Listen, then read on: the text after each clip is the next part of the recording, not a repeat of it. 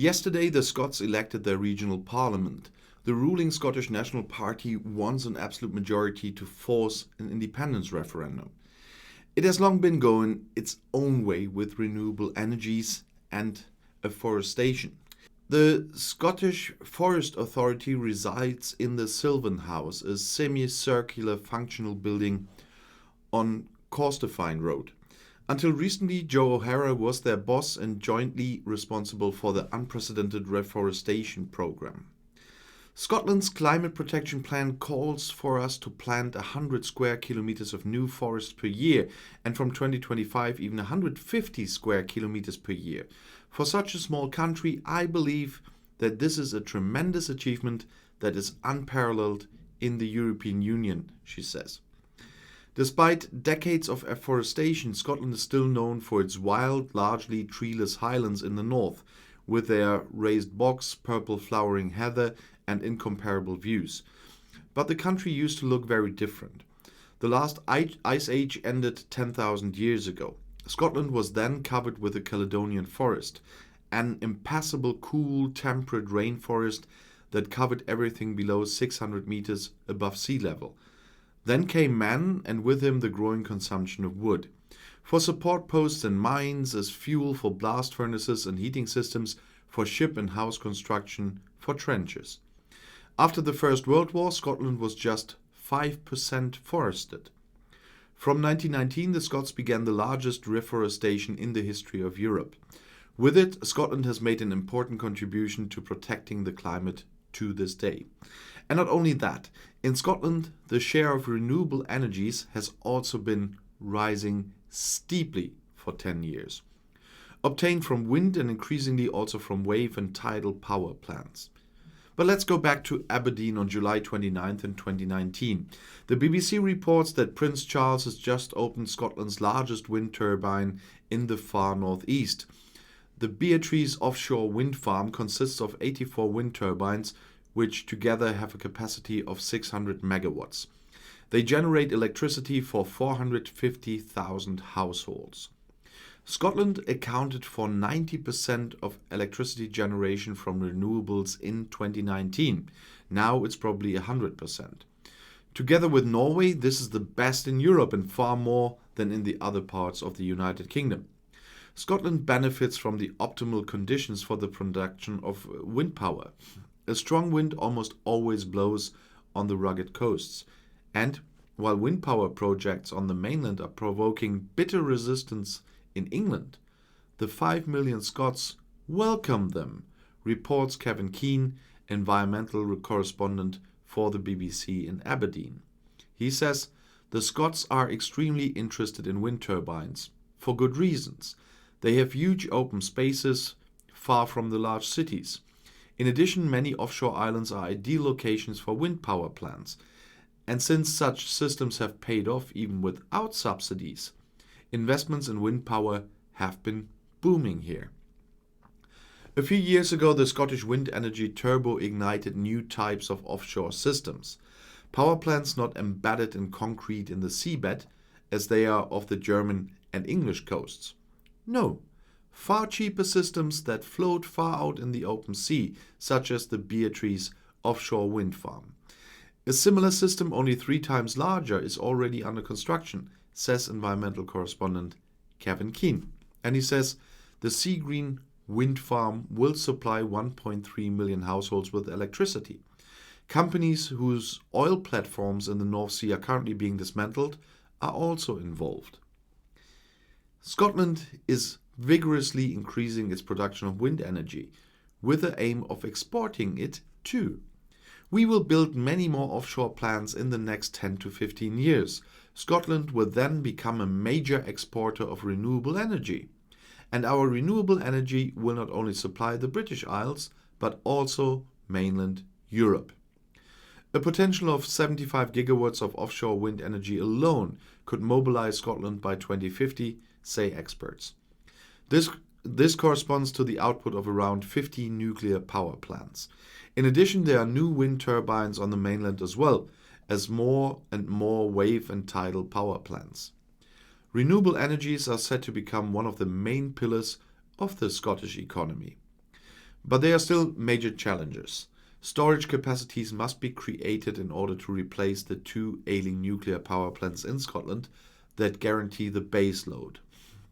And for a lot of money, undersea power cables have to be laid to the European mainland.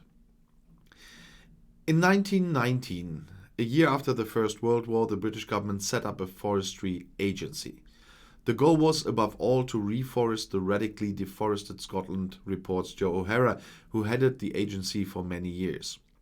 Since then, the forest cover in Scotland has grown from 5% of the country's area to just under 20%. This tremendous growth was mainly due to the planting of timber plantations. Producing more wood has long been the paramount goal of reforestation in Scotland. That is why fast-growing trees were planted almost exclusively. Especially Sitka spruce, which comes from the northwest of the USA. Especially emerged in the 1960s and 1970s, subsidized by the British state, spruce monocultures. The Sitka spruce grows quickly and almost anywhere. It resists diseases and pests and supplies knot-free white wood for the paper and construction industry, for fences, pallets and chipboard, and for pellets for heating. The monocultures promoted by the state reduced biodiversity, and they made the already barren and acidic soils of the highlands even more acidic. A disaster, thinks George Anderson.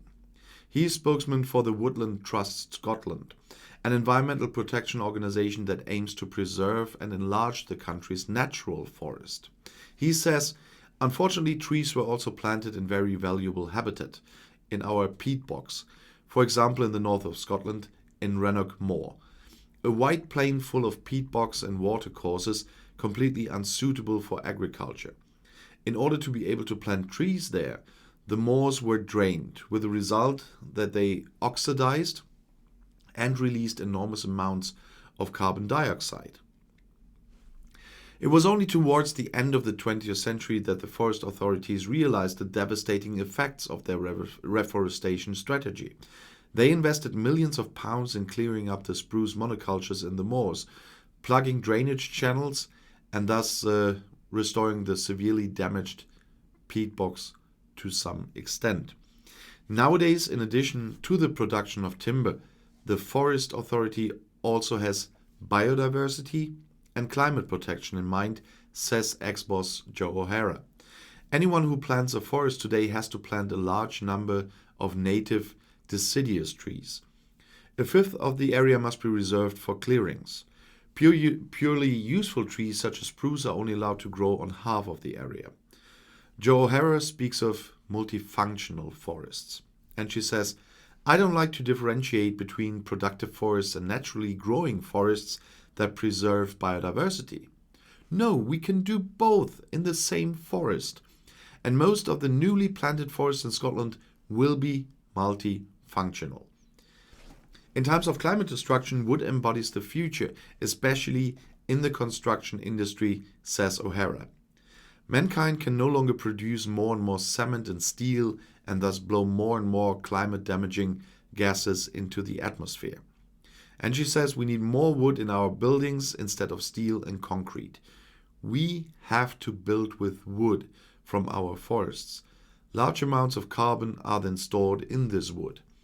And the regrowing forest stores even more carbon. I think that's absolutely necessary. From the mountaineering village of Braemar in the Eastern Highlands, I drive 10 minutes along the River Dee to the Marloch estate. That's a little tour she made. The 290 square kilometer estate is owned by the National Trust for Scotland, an Edinburgh-based foundation. They take care of the preservation of cultural and natural monuments. In the 1990s, they took over the 200-year-old hunting estate. And when you stand on a hill there between 30-meter high pine trees and look down into a wide valley of the River Dee, all around you can see and hear the many species of birds that have recaptured this place. It used to look different there. The banks were paved. The foundation is now letting nature run its course, says Shaila Rao, the estate's ecologist. And so natural processes set in again. The valley floor is regularly flooded, which helps the villages downstream not to be flooded, says Shayla, whose father is Indian. And she says, when I first walked through this forest, I feel like it was walking through a tree retirement home, through a forest that was gradually dying. It really hurt me to see whole clusters of trees that were dying without anything following. When the Earls of Mar and later foreign businessmen were in charge there, it was mainly about hunting deer, roe deer and grouse. A lucrative business that several neighboring estates still operate today, Shayla tells a German journalist. Therefore, the neighbors do everything to keep the number of wild animals high, but all the red deer would have bitten all the trees that grew back on the Mar Lodge, with the result that no new trees came and the old forest continued to shrink to only 10 square kilometers when the ecologist came there. There are two ways for foreign owners to protect regrowing trees from being bitten by game. Either the forest is fenced in, this prevents the expansion into the surrounding area, or you kill the game population. The National Trust for Scotland decided to shoot thousands of deer, says Shayla's boss, Dominic Driver. That quickly led to a row with the neighbors and initially not to any success for the young trees. Nothing happened in the first few years. We shot deer after deer, inspected the land regularly, and found no chance in the vegetation. And criticism from our neighbors grew. But then one day in the spring, Shayla called me. They discovered a young mountain ash, then another, and several Scottish pines. Then we noticed that the forest had started to regenerate after a certain delay, said her boss. At Mar Lodge Estate, Shayla Rao points down from the hilltop into a side valley of River Dee, on a slope where hundreds of young pines, up to 6 meters high, tower over the heather. And she says, this is one of the great glens, the valleys of the estate. We used to have only ancient pine forests here, but no young trees. Now you can see large clusters of pine trees that have long towered over the heather. A forest is gradually emerging again on the slopes. It will shade the heather more and more over time, and because heather doesn't like shade, it will disappear while the trees grow. The landscape is gradually returning to what it used to be, says Shayla Rowe. And there are still deer in the forest. She also wanted in the ecosystem, just in balance with all the other life in the forest. Climate change is threatening biodiversity in Scotland, says George Anderson of the Woodland Trust Environmental Organization. Global warming is driving many animals further and further north and into the mountains. For example, the Scottish red grouse. He says this bird that lives in the Cairngorms National Park wears white feathers in winter that makes him almost invisible.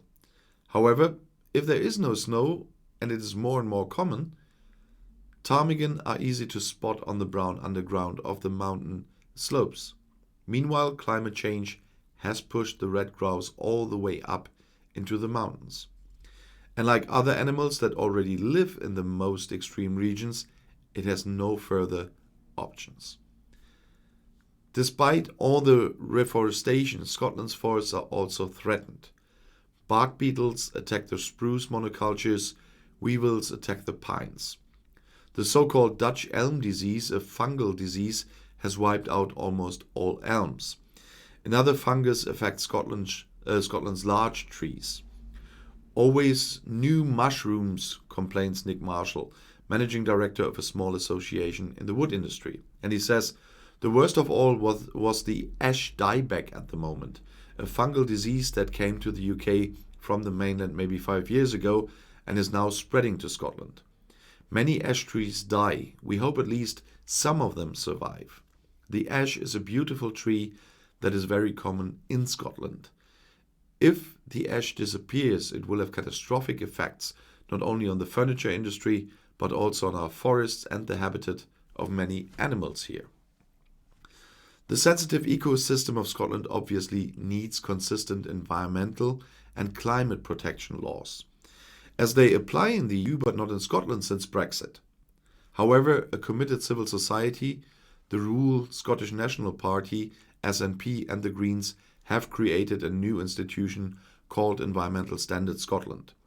BBC correspondent Kevin Keane explains that it is intended to ensure that EU environmental rules continue to be implemented. And he says, the current government of Scotland is working hard to make its environmental policy and legislation EU compliant, because the goal of the current ruling SNP is to hold another referendum on Scotland's independence. And when that happens, the SNP wants to lead Scotland back to the EU. And in the beginning of this video, you heard also new economic opportunities for an independent Scotland and for an independent EU member Scotland. And if you want to stay informed, please subscribe to my channel. Auf Wiedersehen.